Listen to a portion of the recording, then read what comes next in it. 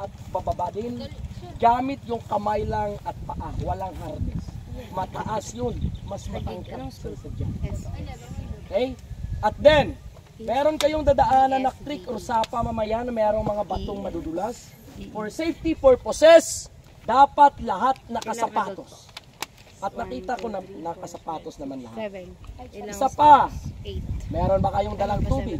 Yes, sir! Very good. May dala ba kayong pagkain? Sir, yes, sir! Kung meron o wala, kung may pera kayo, maaari kayong bumili sa daan. Pero ito lang, kapag may pagkain, kakambal niyan, basura. Kapag may basura, ilagay sa bulsa. Huwag ikalat sa daan. Okay? Sir, yes, sir! Isa pa, paglabas ninyo ng ating obstacle course, iisa lang yung kulay ng damit ninyo. Brown! Tama, magiging kulay brown yan. Alam na alam Dahil isa sa obstacles ninyo ay yung commando crawl, na kung saan gagapang kayo gamit yung siko, gamit yung tuhod, sa putik mismo. At ang pinakahuli ninyong obstacle, Tarzan. Yay! Na kung saan may lubid kayong hawakan Ay, hindi ko yung kaya. at mag-swing kayo. Mapuputol yun. Eh, pag-swing, kung hindi malakas yung pag-swing mo, bagsak sa tubig. putikan mismo.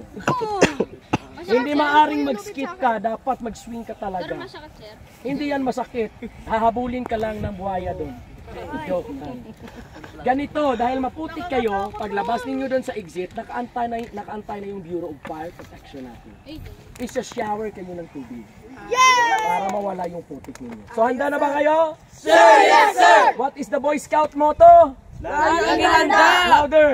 Laging handa! Taguig Council, you are free to go. Walang pangalan ng nasa harapan.